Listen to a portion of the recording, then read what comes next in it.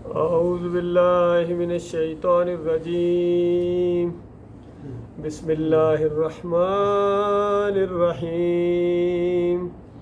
وآتینا موسیٰ الکتاب وجعلناہ ھدی لبنی اسرائیل اللہ تتخذوا من دونی وکیلا۔ یہ سورہ بنی اسرائیل کی 2 نمبر آیت ہے۔ اس کے اندر اللہ تعالیٰ نے گزشتہ جو قومیں گزری ہیں اور ان کے اوپر جو کتابیں نازل ہوئی ہیں بنی اسرائیل خصوصیت کے ساتھ، جو موسیٰ علیہ السلام کے اوپر کتاب نازل ہوئی تورات،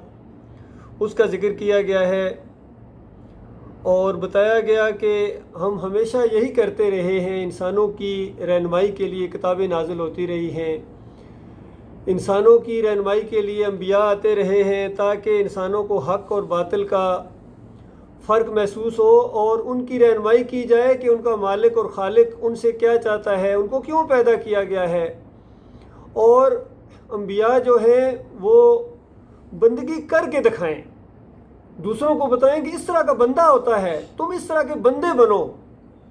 تمہیں اللہ تعالیٰ نے بندگی کے لیے پیدا کیا ہے اور یہ چند دنوں کی آزمائش ہے، چند دن تم اپنے مالک اور خالق کی رضا حاصل کرنے کے لیے اس کے حکم کے مطابق ہو جاؤ، اس کے فرما بردار بن جاؤ۔ یہ چند لمحوں کا معاملہ ہے، یہ زندگی اس ہمیشہ کی زندگی کے مقابلے میں یہ 30-40 سال 50-60 سال زندگی کوئی اہمیت نہیں رکھتی، اللہ جانتا ہے۔ اس میں صرف اس مالک نے تمہیں آزمایا ہے کہ اس کے اندر تم میری بندگی کرو، تم میرے فرما بردار بن جاؤ، تمہیں اپنی فرما برداری کے لیے پیدا کیا گیا ہے۔ اور اس فرما برداری کے اندر اگر تم کامیاب ہو گئے، تمہاری رہنمائی بھی کی جائے گی، کتابیں نازل کی جائیں گی، تو اس کے بعد جب تم اس امتحان میں پاس ہو جاؤ گے تو مرنے کے ساتھ ہی خوشخبریاں سنانے کے لیے جلوس کے جلوس فرشتوں کے آئیں گے اور تمہاری کامیابی کے ڈنکے بجائے جائیں گے اور تمہیں خوشخبریاں سنائی جائیں گی۔ اس دوسری دنیا کے اندر جب قدم رکھو گے تو اس دنیا کی ساری تھکن دور ہو جائے گی، پریشانی کی سارے معاملات قصہ ماضی بن جائیں گے اور خوشیاں آگے ہوں گی۔ اور پھر جب تک قیامت قائم نہ ہو تب تک بھی وہاں تمہیں عیش کے اندر رکھا جائے گا، خوشیوں کے اندر۔ اور پھر میدان محشر جب لگے گا، اسی نقطے کے اوپر چونکہ فیصلہ ہوگا اور یہ فیصلہ تمہارے حق میں ہوگا، اور اس کے بعد ایسی بادشاہی تجھے دی جائے گی انسان جس کا آج تو تصور نہیں کر سکتا ہے۔ اور وہاں ایسی ایک زندگی ہے، سوچو ذرا، ایک ایسی زندگی ہے جہاں کوئی پریشانی نہیں، کوئی دکھ نہیں، ہمیشہ کی جوانی ہے، وہاں بڑھاپا نہیں، ہمیشہ کی صحت ہے، وہاں کوئی بیماری نہیں، ہمیشہ کی زندگی ہے، وہاں کوئی موت نہیں، اور ہمیشہ کی خوشیاں ہیں جہاں کوئی پریشانیاں نہیں۔ یہ 4 اعلان تو جنت کے اندر انٹری کے ساتھ ہی اعلان کر دیے جائیں گے، نبی علیہ السلام نے فرمایا، خوش کر دیا جائے گا۔ اور اگر یہ بات نہ مانی آج جو دنیا کے اندر، جو اس ایک آیت کے اندر مسئلہ بیان ہوا ہے کہ اس کے بعد دنیا میں بھی امن و سکون نہیں دے گا مالک، تمہیں ذلیل و خوار ہوتے رہو گے، اور اس کے بعد مرنے کے ساتھ ہی وہ آگ لگے گی جب تک قیامت قائم نہ ہو، اور پھر میدان محشر میں تمہیں ذلیل و خوار کیا جائے گا۔ وہ میدان محشر کا ایک دن 50,000 سال کا ایک دن ہے جس میں یہ سارا فیصلہ ہونا، 50,000 سال کا دن۔ اللہ کے بندوں، غور کرو، دنیا میں کتنے معاملات ہوتے ہیں، ہم کتنے سنجیدہ ہوتے ہیں اس معاملے میں۔ ٹیلی فون، اگر یہ موبائل ہے، یہ اگر تھوڑا سا سلو ہو جائے کتنی پریشانی ہو جاتی ہے۔ یہ سلو ہے، جس کی کچھ ایسا معاملہ کہ یہ ذرا تیز ہو جائے، گاڑی کی تھوڑی سی سپیڈ اگر کمزور ہو جائے تو پریشانی ہوتی ہے، فوراً ورکشاپ لے کے جاؤ، اس کی سپیڈ کے اندر یہ مسنگ کرتی ہے، یہ تیز نہیں چلتی ہے۔ اور کتنی چیزیں ہوتی ہیں، آپ خود اگر واکنگ نہیں صحیح طریقے سے کر سکتے ہیں، دوڑ نہیں لگا سکتے ہیں، اور معاملات صحیح نہیں، کتنی اس کو درست کرانے کے لیے انسان انتظام کرتا ہے۔ تو وہ جو آخرت کے معاملات ہیں، وہاں تو میدان محشر کا سارا معاملہ بتاؤ اللہ کے بندوں۔ مخلص مومنوں کے وہ سارا جو 50,000 سال کا دن ہے وہ اس طرح گزر جائے گا جس طرح 2 رکعت صلاۃ پڑھی جاتی ہے، اور وہ آپ کے ایمان اور آپ کے عمل کی وجہ سے ہوگا یہ معاملہ۔ ورنہ کتنے وہ مومن ہوں گے، ایمان بالکل صحیح ہے لیکن عمل ان کا دنیا میں ٹھیک نہیں ہوا تھا، 50,000 سال تو وہ کم از کم اعراف کی اس دیوار کے اوپر رہیں گے۔ اندازہ لگائیے بذات خود کیا کم سزا ہے۔ یہ اور بات کہ ان کو پھر آخر میں مالک معاف کر کے جنت میں داخل کر دے گا، لیکن اس کے بعد سوچو جو ہمیشہ کی آگ میں چلے جائیں گے، یا ایک لمحے کے لیے اگر کوئی جہنم کی آگ کے اندر ڈال دیا گیا اللہ کے بندوں، تو اس کا حال کیا ہوگا، اس کا بھی ذکر آ گیا حدیث کے اندر۔ نبی علیہ السلام فرماتے ہیں کہ 2 آدمی ہوں گے، ایک وہ ہوگا جو اب ہمیشہ کی جہنم میں جانے والا، اور ایک وہ ہوگا جو اب ہمیشہ کی جنت میں جانے والا ہے، جس نے سب سے زیادہ پریشانیاں دنیا میں کاٹی تھیں، لیکن مخلص مومن تھا اور ایمان خالص تھا، حق بات کی تبلیغ کرتا تھا، اللہ کے راستے میں اس نے قدم ڈال دیا تھا بغیر کسی کی پرواہ کیے بغیر، آخرت کی بازی اس نے کھیلی تھی، جو کچھ اس کے اوپر بیت گیا دنیا کے اندر اس نے صبر کیا اور جمع رہا ایمان خالص کے اوپر، لیکن دنیا بڑی سخت اس نے گزاری ہے۔ نبی علیہ السلام فرماتے ہیں اللہ کہے گا فرشتوں سے کہ اس کو ذرا گویا جنت کی ایک جھلک دکھاؤ، ایک چکر جسرا، ایک لمحہ ہی سمجھ لیجئے جس کے اندر اب اس نے جانا ہے، اور اس سے پوچھو کیا دنیا میں کوئی پریشانی تم نے دیکھی ہے؟ وہ قسم اٹھا کے کہے گا یا اللہ تیری عزت کی قسم مجھے پتہ ہی کوئی نہیں، یہ پریشانی چیز کیا ہوتی ہے، غم دکھ کیا چیز ہوتی ہے مجھے معلوم ہی نہیں، جنت کو دیکھ کے سب کچھ بھول جائے گا اللہ کے بندو۔ اور دوسرا جس نے دنیا عیش سے گزاری تھی، یہی تو ہے، عیش کرو بس، کچھ معیار زندگی تھوڑا سا بلند کرنے کے لیے کچھ آسانیاں ہیں، یہ معاملہ اس نے سب سے زیادہ عیش کے اندر زندگی گزاری تھی، لیکن ایمان کی طرف توجہ نہیں دی، اپنے مالک کا نافرمان رہا، اور اس کے بعد نہ ایمان خالص اختیار کیا، نہ اس راستے میں آگے بڑھا، نہ اللہ کے راستے میں جہاد کیا، نہ اس راستے میں تکلیفیں برداشت کیں، اور نہ صبر کیا، اور نہ اس پورے سسٹم کے اندر وہ رہا، تو اب اس کے ہمیشہ کی آگ میں اس نے جانا ہے، ہمیشہ وہاں اس نے رہنا ہے۔ تو اللہ تعالیٰ کہے گا فرشتوں اس کو صرف جہنم کی ایک جھلک دکھاؤ، اور اس کے بعد اس سے پوچھو کوئی عیش، کوئی سکون، کوئی تم نے دنیا کے اندر آرام دیکھا ہے؟ تو وہ قسم اٹھائے گا یا اللہ تیری عزت کی قسم مجھے معلوم نہیں کہ عیش کیا ہوتا ہے، سکون کیا ہوتا ہے، صرف جھلک دیکھ کے یہ حال ہو جائے گا۔ اللہ کے بندوں یہ وہ باتیں کیوں بتائی گئی تھی صحابہ کرام کے دل و دماغ کے اندر، یہ چیزیں چلی گئی تھی تاکہ آخرت کی تیاری کرو، اور اس کے بعد پھر بتایا گیا کہ وہ میدان محشر کے بعد جو آخری معاملہ ہوگا، جنت کے اندر جانے سے پہلے جو آخری معاملہ ہوگا وہ پل صراط ہوگا، اس کے اوپر سے گزرنا ہے، اور اس کا قرآن کے اندر اس میں اللہ نے ذکر کر دیا کہ یہ تو بالکل اللہ نے طے کر دیا ہے کہ انسانوں تم میں سے کوئی ایک بھی نہیں ہے جو اس پل کے اوپر سے گزرے بغیر جنت کے اندر چلا جائے، جہنم کے اوپر رکھا جائے گا اس کو، اور اس کے اوپر سے تو گزرنا ہی گزرنا ہے۔ پھر نبی علیہ السلام نے اس کی تشریح کی، جو پہلا گروہ ہوگا وہ بجلی کی تیزی کے ساتھ گزرے گا، بجلی کی تیزی۔ آپ پھر تشریح فرمائے آسمان پر دیکھتے نہیں کس طرح بجلی ایک سرے سے دوسرے کونے میں کتنے لمحوں کے اندر چلی جاتی ہے، اس طرح ان کی سپیڈ ہوگی، جو پہلے درجے کے لوگ ہوں گے اللہ تعالیٰ انہی کے اندر ہمیں شامل فرمائے۔ اور پھر اس کے بعد تیز ہوا کی طرح، پھر تیز رفتار گھوڑوں کی طرح سپیڈ کم ہوتی چلی جائے گی، اور یہ اعمال کی وجہ سے ہے، ایسے نہیں ہے، اللہ کی دین ایسے نہیں ہے، اندھی وانٹ نہیں ہے، یہ اعمال جس کے جتنے زیادہ اعمال ہوں گے اللہ کو خوش کرنے کے۔ آج دنیا میں وہ وقت ہے جہاں آپ بیٹھے ہوئے ہیں، اپنے اعمال کو درست کرو اور اپنی آخرت کی فکر کرو، اس پل کے اوپر سے گزرنا ہے، اور اعمال اگر آج دنیا میں صحیح نہیں ہے تو پھر آخر میں جو کم سپیڈ ہوتی چلی جائے گی اس سپیڈ کو آج تیز کرنا ہے، اور آپ کے اپنے اختیار کے اللہ توفیق دے جس کو۔ تو یہ معاملہ اللہ کے بندوں، یہ ساری چیزیں اپنے اندر ذہن میں رکھتے ہوئے یہ زندگی بسر کرنی ہے۔ یہ دنیا سیرگاہ نہیں ہے، یہ کھیل اور تماشا نہیں ہے، یہ انتہائی سنجیدہ اللہ تعالیٰ نے امتحان آپ سے لیا ہے، اور اللہ کا لاکھ لاکھ شکر ہے مالک نے ایمان خالص کی بات ہمارے سامنے مالک لایا ہے، قرآن کی بات، ہدایت کی بات۔ اللہ نے کتابیں اسی لیے نازل فرمائی ہیں، فرمایا ہم نے موسیٰ علیہ السلام کو جو کتاب دی تھی وہ بھی اسی لیے دی تھی، وَجَعَلْنَا هُدًى لِبَنِي اسرائیل، تاکہ بنی اسرائیل کے لیے، یعقوب علیہ السلام کے بچوں کے لیے یہ ہدایت کا ذریعہ ہو، یہ رہنمائی کرے، اور اس کا نچوڑ یہ ہے اللہ تتخذوا من دونی وکیلا، اس نقطے کو، اس گرہ کو باندھ لو اپنے دماغ کے اندر کہ میرے علاوہ کسی اور کو اپنا الہ نہیں ماننا ہے، بس میرے علاوہ کسی اور کو اگر آپ نے اپنا کارساز مانا، اپنا حاجت روا مانا، مشکل کشا مانا، کوئی چیز جو میرے علاوہ مالک فرماتا ہے اس معاملے میں اس چیز کو برداشت نہیں کیا جائے گا کہ میرے علاوہ کسی اور کو اپنا وکیل کارساز نہ ماننا۔ مالک فرماتا ہے ہم نے کتاب اتاری اسی لیے تھی بنی اسرائیل کو یہ سمجھانے کے لیے کہ میرے علاوہ تمہارا کوئی الہ نہیں، لیکن انہوں نے اس کے اندر ہر دور کے اندر بگاڑ پیدا کیے ہیں۔ پھر اسی رکوع کے اندر ذکر ہے کہ پھر بنی اسرائیل کو اللہ تعالیٰ نے بتا دیا تھا کہ تمہارے اندر اس طرح دو بڑے فساد برپا ہوں گے اور اس کے بعد تمہاری اس طرح کھال اتاری جائے گی، چمڑی اتاری جائے گی تمہاری، اسی کہ میرے علاوہ کسی اور کو جب بناؤ گے تو پھر اس کے بعد ہمارے عذاب کا کوڑا تمہارے اوپر برسے گا۔ اور پھر بتایا گیا کہ بالکل جب پہلے وعدے کا وقت آیا، کیونکہ مالک کی بات پوری ہو کے رہتی ہے، تو اس کے بعد مالک فرماتا ہم نے ایسے اپنے جنگجو بندے تمہارے اوپر چڑھا لائے ہیں کہ اس کے بعد تمہارے چہروں کو انہوں نے بگاڑا اور تمہارے گھروں کو برباد کیا انہوں نے، اور تمہاری مسجد کے اندر انہوں نے آ کے بالا کر دیا ہر چیز کو۔ تو اس کے بعد کیسی تمہاری درگت بنی تھی، بتاؤ تم نے جب اللہ کے ساتھ یہ کھیل کھیلا، اللہ کے ساتھ شرک کیا، تو سزا کس کو ملی تھی؟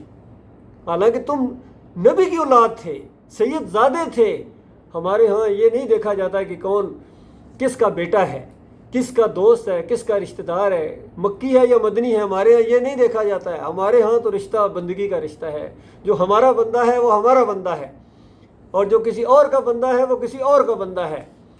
تو دو یہ راستے اللہ تعالیٰ نے ہمیشہ دکھائے، ایک ہدایت کا راستہ ہے، ایک گمراہی کا راستہ ہے، اور یہی وہ چیز ہے جو ہم سورہ فاتحہ کے اندر اللہ تعالیٰ سے مانگتے ہیں کہ اے اللہ ہمیں سیدھا راستہ، صراط مستقیم یا اللہ تعالیٰ دکھا دے، ان لوگوں کا راستہ جن کے اوپر تو نے انعام کیا،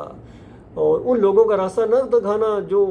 تیرے غضب کا شکار ہوئے، اور جن نے راستہ گم کر دیا ان کا راستہ نہ دکھانا۔ تو دو راستے علیحدہ کر دیے گئے ہیں۔ تو جنہوں نے انبیاء کا طریقہ اختیار کیا، اللہ کی کتابوں کو مانا، وہ ہدایت یافتہ رہے، وہ سیدھے راستے پر رہے، ان کے اوپر اللہ تعالیٰ نے اپنے انعامات کی بارش کی ہے، مالک خوش ہوا ان سے۔ اور جنہوں نے کتاب کو چھوڑا ہے اور انبیاء کی تعلیمات کو چھوڑ کر اپنے بڑوں اور اپنے نفس کی انہوں نے بندگی کی ہے، اور قوم کے رسم و رواج کو دیکھا ہے، قوم کے دھارے کو دیکھا ہے، قوم کدھر جا رہی ہے، اکثریت کدھر جا رہی ہے، ساتھ چل پڑے، دوڑ پڑے، تو انہوں نے گمراہی کا راستہ اختیار کیا ہے، اور پھر ان کے اوپر اللہ کا غضب ٹوٹا ہے، ان کے اوپر اللہ کی لعنت آئی ہے۔ یہ معاملہ ہوا ہے۔ پھر اسی کے اندر پھر دوسرے وعدے کا وقت ہے کہ دیکھو اس کے بعد پھر جب تم نے اللہ کی طرف رجوع کیا، تمہاری رہنمائی کی گئی، تمہارے اندر ایسے لیڈر پیدا کیے گئے جنہوں نے تمہیں توحید کی دعوت دی، ایمان کی دعوت دی، تم نے اس کو مانا، پھر تمہیں اللہ تعالیٰ نے عزت دی ہے، پھر تمہیں ایک قوم کے طور پر اٹھایا ہے، اور آہستہ آہستہ پھر جب تمہارے اندر بگاڑ آیا ہے، اور اس کے بعد پھر تم نے جب میرے علاوہ اور کارساز بنائے ہیں، تو پھر ہم نے تمہارے اوپر پھر اسی طرح لعنت کی، اور پھر تمہارے اوپر اسی طرح اپنے باغیوں، تمہارے دشمنوں کو میں چڑھا لایا ہوں۔ تو یہ پھر ایک موقع دیا گیا کہ اب پھر تمہارے اوپر اسی طرح کی آزمائش ہے۔ پہلے دو تجربات تو دیکھ لیے ہیں نا، اب تیسری باری ہے، اب پھر تمہیں موقع دیا جا رہا ہے۔ اب یہ قرآن نازل ہو رہا ہے، ہمارے آخری نبی محمد صلی اللہ علیہ وسلم تمہیں دعوت دے رہے ہیں اسی ایمان کی طرف کہ اللہ کے علاوہ تمہارا کوئی کارساز نہیں ہے، کوئی مشکل کشا نہیں ہے، کوئی آیت نہیں، کوئی اللہ کا بیٹا نہیں ہے، کوئی اللہ کے ساتھ اس کا پارٹنر نہیں ہے۔ تم اس مسئلے کو مانو، تمہاری اپنی کتابوں کے اندر یہ چیز لکھی ہوئی ہے، تمہارے اپنے انبیاء کی یہ تعلیمات تھی جس کو آج بدل دیا گیا ہے۔ تو یہ بات مانو گے تو تمہیں اللہ تعالیٰ پھر موقع دے گا، پھر عزت دار کرے گا تمہیں، اور اگر نہ مانو تو اللہ کے عذاب کا کوڑا پھر برسے گا تمہارے اوپر۔ تو یہ تیسری مرتبہ معاملہ ہوا، پھر انہوں نے بات نہیں مانی۔ تو اس کے بعد جب مسلمانوں کے ہاتھوں ان کے اوپر ذلت کا عذاب آیا ہے، تو ایک دن کے اندر 700 نوجوان ان کی گردنیں اڑائی گئی تھی اللہ تعالیٰ، ایک دن کے اندر۔ تو وہ خود کہتے تھے یہ ہمارے اوپر اللہ کا عذاب ہے، یہ تو لکھا ہوا تھا، یہ تو ہونا تھا۔ بھائی ہونا تھا، تمہارے کرتوتوں کی وجہ سے ہونا تھا۔ بالکل اس تناظر میں اگر آپ دیکھیں تو آج جو مسلمانوں کے ساتھ چاہے فلسطین میں ہو رہا ہے، چاہے کشمیر میں ہو رہا ہے، یہ اسی اصول اور کلیے کے تحت ہو رہا ہے۔ اور اللہ کے علاوہ دوسروں کو مشکل کشا کہو، اور نعرے لگاؤ یا علی مدد کے، یا رسول مدد کے، یا غوث مدد کے، اور گیاریاں دو ان کے، اور تعویذ گنڈا کرو، امام زامن باندھو، گھوڑے کی پوجا کرو۔ گائے کی پوجا کرنے والے پر اعتراض کرنے والے گھوڑے کی پوجا کر رہے ہیں، اندازہ لگائیے، اور کوئی ان کو پوچھنے والا نہیں ہے۔ اور ان کے علماء ہیں بڑے بڑے، انہوں نے دین کو بزنس کے طور پر اپنایا ہوا ہے، اور آج پوری دنیا میں ان کی جو ذلت اور خواری ہے وہ آپ کے سامنے ہے، اور ان کی پٹائی ہو رہی ہے ایک لعنتی قوم کے ذریعے، اندازہ لگائیے۔ جس طرح عام طور پر یہ دیہاتوں شہتوں میں اگر کوئی بندہ جرم کرے تو اس کو سزا دینے کے لیے ہوتا تھا کہ گاؤں کا جو بالکل چوڑا چمار ہوتا تھا اس سے جوتے لگوائے جاتے تھے، تاکہ ایک تو جوتوں کا اس کو وہ سزا ملے، اور دوسری ذہنی اذیت ان کو ملے کہ یہ ایک ایسے یعنی جو اپنے سے کم تر جس کو سمجھتا تھا وہ جوتے مار رہا ہے اس کو۔ تو بالکل اسی قوم کے ساتھ، آخری قوم کے ساتھ، ان مسلمانوں کے ساتھ اللہ نے یہی کیا ہے۔ یہودیوں کے ذریعے ان کے اوپر لعنتی قوم کے ذریعے ان کی پٹائی ہو رہی ہے، گھر کے اندر گھس کے ان کو مارتے ہیں، اندازہ لگے جو چاہتے ہیں جہاں آ کے کرتے ہیں، چاہے ہمارا اپنا ملک ہو پاکستان، اس کے اندر بھی آ کے گھس کے آ کے کیا کچھ انہوں نے نہیں کیا ہے، لیکن ان کی کوئی ضرورت نہیں ہے۔ اور ابھی یہ قطر کے اندر جو معاملہ ہوا ہے یہ اسی طریقے سے ہوا ہے، چونکہ ان کی ذلت اور بربادی ان کی وجہ سے، ان کے ایمان کے اندر شرک کی وجہ سے ہے۔ اللہ کے علاوہ اور انہوں نے بنائے ہیں، انہوں نے گنبد کو پوجا ہے، بادشاہت کو پوجا ہے، اور اپنے اکابرین کو پوجا ہے، اور اللہ کی کتاب کو انہوں نے بالکل پسے پوش ڈال دیا ہے۔ عربی ہوں یا اجمی ہوں، مکی ہوں یا مدنی ہوں، سارے دیندار ہونے کی بجائے دکاندار ہیں، دین کو بیچتے ہیں، اجرت کا ذریعہ انہوں نے بنایا ہوا ہے، نماز پڑھانے کے پیسے لیتے ہیں، اذان دینے کے پیسے لیتے ہیں، اور بالکل ان کو آخرت کی کوئی پرواہ نہیں ہے، کوئی جنت کا شوق ان کے اندر نظر نہیں آتا، کوئی جہنم کا خوف نظر ہی نہیں آتا ہے، بالکل ڈٹے ہوئے ہیں اللہ کی نافرمانی کے اوپر۔ تو پھر اللہ کے عذاب تو آنے ہیں نا۔ تو جب تک یہ چیز یہ مسلمان نہیں سمجھیں گے، چاہے ایکا ہی کیوں نہ کر لیں، آپس میں ان کا ایکا جو ہے اتحاد جتنا مرضی کر لیں۔ اس سے پہلے بھی 62 کے اندر بھی اتحاد کر کے انہوں نے یہودیوں سے جو جنگ کی تھی تو منہ کی کھائی تھی، بتاؤ کیا کر لیا تھا؟ اس وقت تو ان کے پاس اتنے وسائل بھی نہیں تھے یہودیوں کے پاس، اب تو پوری طرح وہ جوبن کے اوپر ہے اپنے پوری ٹیکنالوجی کے ساتھ، تو اب ان کا مقابلہ کس طریقے سے کرو گے؟ تو ان کا مقابلہ کرنا ہے اگر مسلمانوں، تو تم پہلے سب سے پہلے شرک کو چھوڑو اور اللہ کو اپنے ساتھ لو۔ اللہ کی طاقت جب ہوتی ہے، اللہ جس کے ساتھ ہو جائے اس کو کوئی مغلوب کرنے والا نہیں ہوتا ہے، اور اللہ تعالیٰ جس کو چھوڑ دے اس کو پھر کوئی عزت بھی نہیں دے سکتا ہے۔ آج اللہ کی رحمت روٹھی ہوئی ہے تمہارے ساتھ، اللہ کا غضب تمہارے اوپر برس رہا ہے، اللہ ناراض ہے تم سے۔ یہ تمہارے مولویوں نے، پیروں نے دھوکہ دیا ہے کہ اللہ تم سے خوش ہے، فلاں نبی کے ہم امتی ہیں اور یہ ہو جائے گا اور وہ ہو جائے گا، کہ نبی علیہ السلام جنت میں مسکراتے جائیں گے، پھول رحمت کے گریں گے، ہم اٹھاتے جائیں گے، اور جنت میں پہنچو گے تو پھول اٹھانا نا۔ تمہارے اوپر تو جنت حرام کر دی اللہ تعالیٰ نے شرک کرنے والوں کے اوپر، انہو من یشرک باللہ فقد حرم اللہ علیہ الجنہ۔ جس نے اللہ کے ساتھ شرک کیا اور اس کی موت آ گئی، پکی اور آخری بات یہ ہے کہ اللہ نے اس کے اوپر جنت کو حرام کر دیا ہے۔ ومأواہ النار، اس کا ٹھکانہ آگ ہوگا۔ وما للظالمین من انصار، ایسے ظالموں کا وہاں کوئی مددگار نہیں ہوگا۔ ایک صورت میں مالک فرماتا ہے تم جنت جا سکو گے کہ سوئی کے ناکے سے اونٹ گزار دو، یہ سمجھانے کے لیے کہ تم کسی خوش فہمی میں نہ رہنا۔ جو مالک کا نہیں ہے، مالک کا بندہ نہیں ہے، مالک اسی طرح ان کو ذلیل و خوار کرے گا۔ اس سے پہلے قوموں کے اوپر جو اللہ کے عذاب کے کوڑے برسے ہیں وہ اسی اصول کے تحت ہوئے ہیں۔ پوری قوم نوح کو پانی کے اندر ڈبکیاں دے دے کے مارا، آخر کیا جرم تھا؟ سورہ نوح پڑھو، مالک فرماتا ہے ان کے بھی 5 تن پاک تھے، 5 اولیاء اللہ کو پوجتے تھے، پکارتے تھے۔ پہلی مشرک قوم 5 تن پاک کی بجاری، پانی میں ڈبکیاں دے دے کے مار دیا اللہ تعالیٰ نے۔ آخری مشرک قوم 5 تن پاک کی بجاری، تو اس کے اندر اس کو جنت کے الفردوس اللہ تعالیٰ دے گا۔ دنیا میں بھی اسی طرح ذلیل و خوار ہو گئے اللہ کے بندوں، اور مرنے کے بعد وہ آگ لگنے والی ہے جو کبھی بجھائی نہ بجھے گی۔ اس لیے یہ درس ہمارا جو ہوتا ہے یہ خالص ایمان خالص کی بنیاد کے اوپر ہوتا ہے۔ ہم نہ آپ سے ووٹ مانگیں گے کبھی، نہ آپ سے نوٹ اور چندے کی اپیل کریں گے۔ ہماری یہی بات ہے کہ دیکھو اب وقت ہے ایمان خالص کی طرف پلٹو، اور ایک جماعت بنو، اللہ کی جماعت جو اللہ کی پارٹی ہوتی ہے، جس طرح نبی علیہ السلام نے دعوت اٹھائی تھی اور صحابہ کرام اس کے گرد اکٹھے ہوئے تھے، 1 سے 2 3 ہوتے چلے گئے۔ کس طرح اللہ تعالیٰ نے دنیا کا نقشہ بدلی کر دیا تھا، لیکن انہوں نے استقامت دکھائی تھی، ڈٹ گئے تھے ایمان خالص کے اوپر، اور دنیا کی بجائے انہوں نے آخرت کی بازی کھیلی تھی۔ اس طرح اللہ تعالیٰ نے ایک پورا نقشہ ہمارے سامنے موجود ہے، اللہ کی کتاب اپنی اصلی حالت میں موجود ہے، اور نبی علیہ السلام کی سنت اپنی اصلی حالت میں موجود ہے، ان کی حدیث صحیح جمع کر دی گئی ہیں۔ تو اس کا نچوڑ یہی ہے، اور قرآن کا الحمدللہ سے لے کر والناس تک ایک ہی مسئلہ ہے کہ تمہارا داتا، تمہارا دستگیر، تمہارا مشکل کشا، تمہارا حاجت روا پکارے جانے کے لائق ایک اللہ ہے، اس کو چھوڑ کر کسی اور کو مت پکارو، کسی اور کی نظر و نیاز نہ کرو، کسی اور کا واسطہ، وسیلہ، بھروسہ، توکل، یہ ساری شرک کی باتیں، اور شرک اللہ کو گالی ہے۔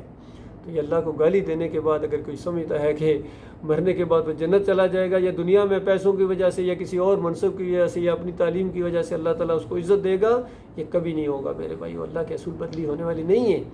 اس لیے جہاں جہاں تک یہ آواز پہنچے، یہ ایمان خالص کی بات ہے، توحید کا یہ پیغام ہے، اور یہ آخری امت ہے، اور اس کے پاس جتنے بھی یہ چیزیں موجود ہیں، قرآن ہے، حدیث ہے، زبردست اسلامی تاریخ ہے ہمارے پاس، تو اس کے اوپر، اس بنیاد کے اوپر اکٹھا ہونے کی کوشش کرو۔ انشاءاللہ اس سلسلے میں آپ کی مزید رہنمائی کی جا سکتی ہے، اور یہ مسئلہ انشاءاللہ یہ توحید کی دعوت اٹھ کھڑی ہوئی ہے، اب اس کو کوئی دبانے والا نہیں ہے، یاد رکھیے، کوئی اس کا ساتھ دے یا نہ دے، یہ تو ہو کے رہنا ہے۔ یہ تو ہماری خوش قسمتی ہے کہ اللہ تعالیٰ نے ہمیں اس کے ساتھ چمٹا دیا ہے، اور یہ راستہ اللہ تعالیٰ نے دکھایا ہے، اور یہ اللہ کی کتاب، یہ تو پہلی شروع میں ہی اللہ تعالیٰ نے بتا دیا، ذالک الکتاب لا ریب فیہ ھدی للمتقین۔ یہ کتاب تو رہنمائی صرف انہی کی کرتی ہے جو اللہ سے ڈرنے والے لوگ ہوتے ہیں، اور آخرت کا شوق ہوتا ہے، جنت کا شوق ہوتا ہے، جہنم کا خوف ہوتا ہے، اور اللہ کا بندہ بننا چاہتے ہیں، ان کی یہ کتاب رہنمائی کرتی ہے۔ جو بندہ بننا ہی نہیں چاہتے ان کی کتاب زبردستی یہ رہنمائی نہیں کرتی ہے، یاد رکھیے، اس اصول کو یاد رکھیے۔